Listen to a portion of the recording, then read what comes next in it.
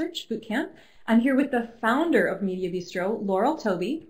Laurel, I think we should get started with having you tell a little bit about how you started making connections, which evolved into this excellent company. Okay, well, I started out with no connections. I think it's very important to bear in mind that I wasn't one of these people who came to New York and knew everybody and went to the right school. I did go to Smith, which was a good school, but apparently it wasn't the right school. I knew nobody when I landed here, and I had to take this Rolodex of 5 people, and now it's become, how many millions of people? 4 million? Okay, 4 million people, all through word of mouth. But step back a little bit and just think about it from a career perspective. In the beginning, all I was doing was trying to make career connections when you think about it. I started a cocktail party with another fellow who I wasn't attracted to. My original idea was maybe I would meet guys at this thing. It's too bad we can't get feedback from the camera. I'd love to see your laughing faces. we can. They're giving feedback in the chat. I'll let you know if there's anything juicy. Yeah, if you laugh, write LOL in there. So at first I was just trying to meet people, and that was the impetus for starting this cocktail party in 1994.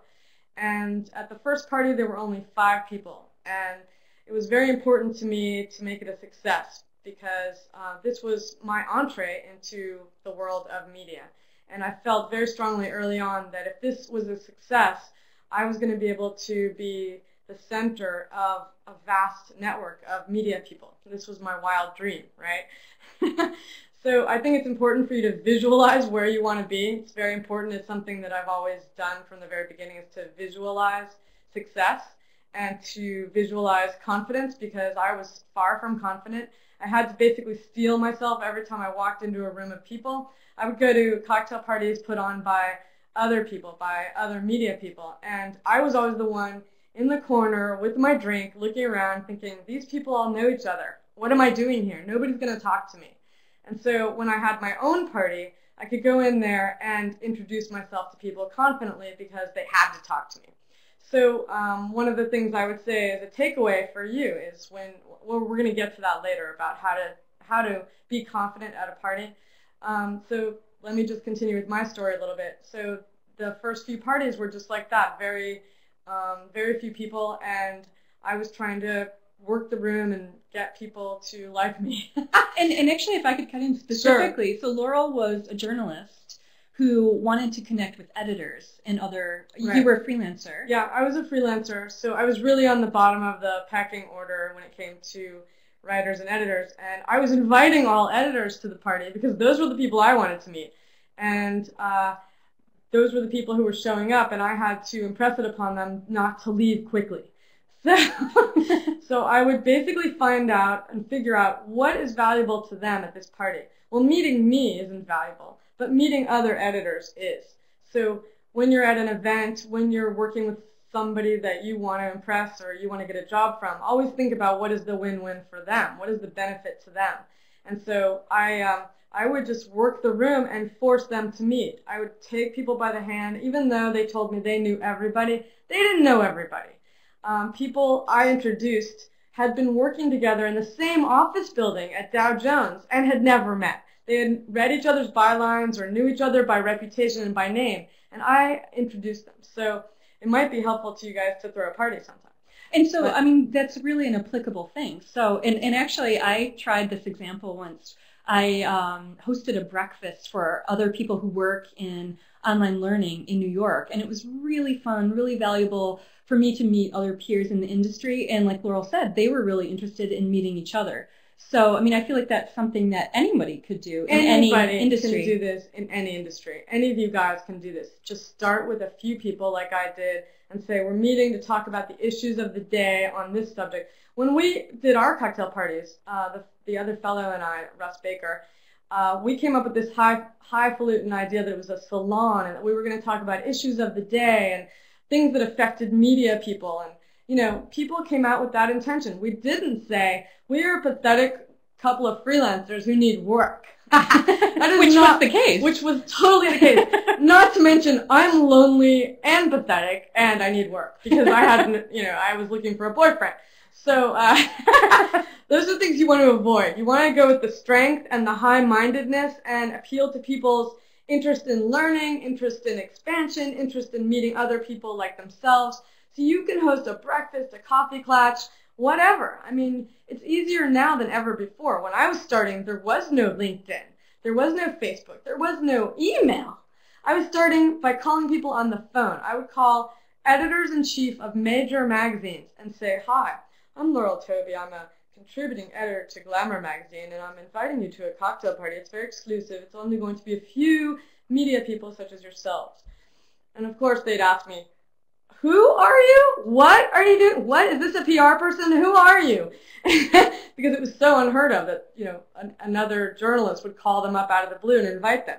So again, you just have to kind of sometimes steel yourself and be more confident than you feel and express yourself out there in the world with this confidence, and you get where you want to go.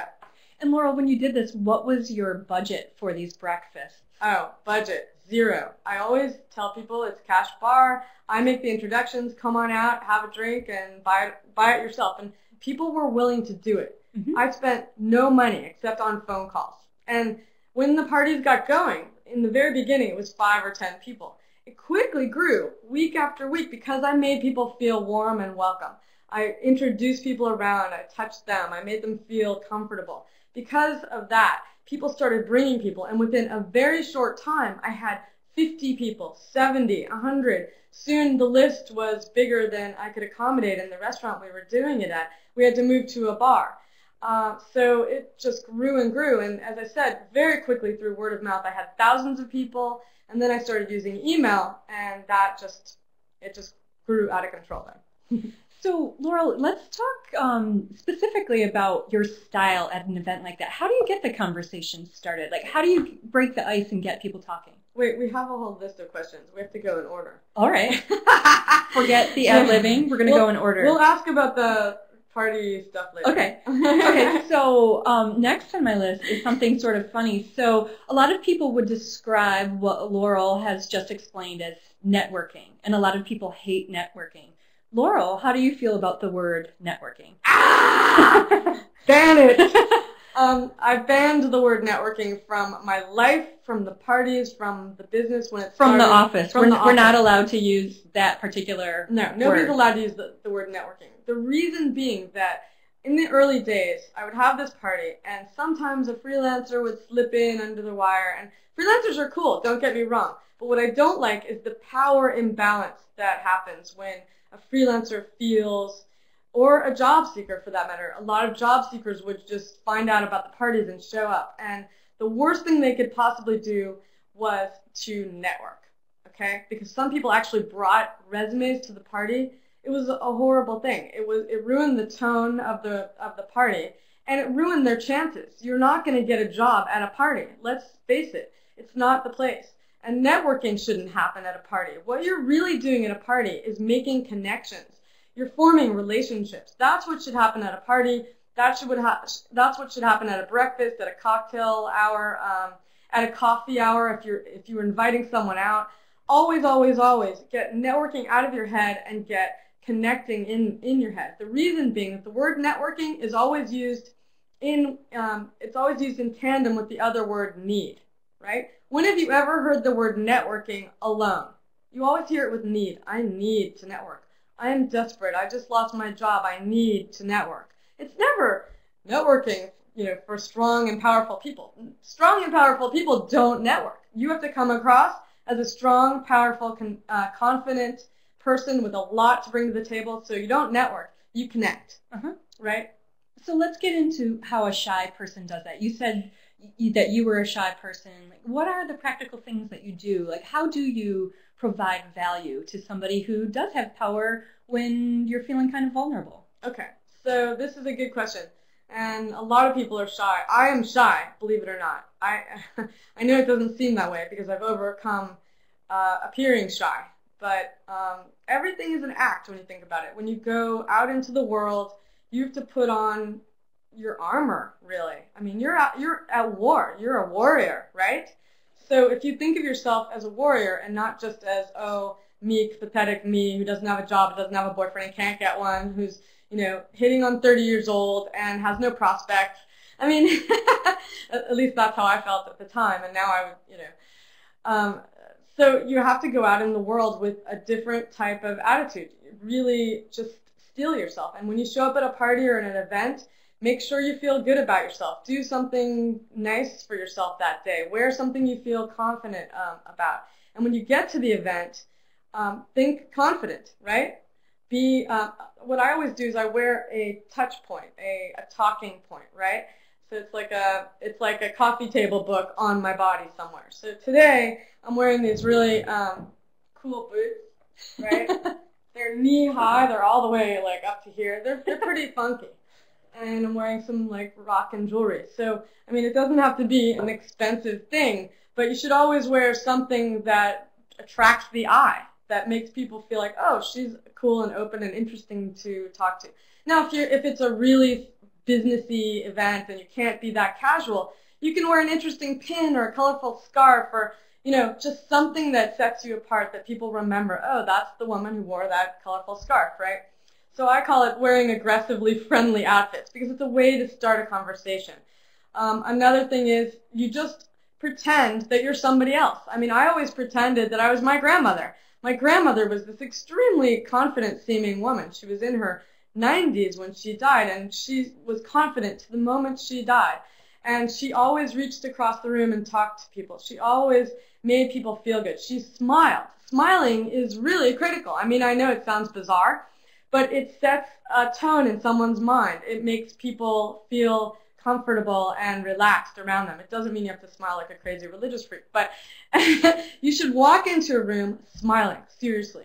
And then pretend you're someone else and pretend you're the host of the party. I would pretend I was at my grandmother's antebellum house hosting my own party, even when I wasn't at other people's, when I was at other people's parties later on once I gained the confidence. And I would just confidently walk up to people and start talking to them and just pretend you're someone else. You're not that shy person. You're your grandmother. You're somebody you look up to, okay? And always have something in mind to talk about. So, before you get to the party, make sure you read up on what's going on in the news. Make sure you have something in mind that is funny or just something that's interesting, or talk about the weather if you can't think of anything else. But always have something as an icebreaker to talk about. Yeah. Oh, the final thing. Realize that everyone is there for the same reason. People go to events not to be alone. Believe it or not, that person who's high level, senior level, whatever, they're there for a reason. They're there to touch base with the host of the party. They're there to be seen. They're there to be heard. They're there to get some information. They're there to keep their ears to the ground on what's going on in the world. Even the highest level person is a dummy if they aren't going to events to be open and hear. And you don't want to have anything to do with anybody who's snobby, because they're not really smart people. They're not interesting, smart, open people. So just realize that when you're talking to people and when you're going up to people or when you're about to go up to people, realize that they're there for the same reason you are, to connect, okay? And it's all about connecting. The aggressively friendly outfits detail is really interesting, I think. We've all been to Halloween parties, which are so much fun because everybody's friendly and they talk to each other and they have an entry point, and it starts with the costume. Oh, that's a good point. And I never thought of that. It reminds me of the feather boas that were your signature. Do you still wear boas at non-Mediabistro events? No. So what I ended up having to do was wear a feather boa, which is kind of an exaggeration of what I'm telling you guys to do with the aggressively friendly piece of flair. If any of you have seen the movie, was it Office? The one with Jennifer Aniston as a waitress. Yeah. What was that movie? Office Hours? Someone will know. I can't remember. Whatever. Something about office. She wears flair as part of her aggressively friendly office space. Yeah, office space. Thank you. So you have to wear your own flair. My flair ended up being like this exaggerated feather boa, which I only wear to cocktail parties for Mediabistro. I don't wear them to just ordinary parties, but that doesn't mean you can't. I have seen women successfully wear feather boas to parties, and men, for example, love to touch them. Everybody loves to touch a nice conversation starter. It's true.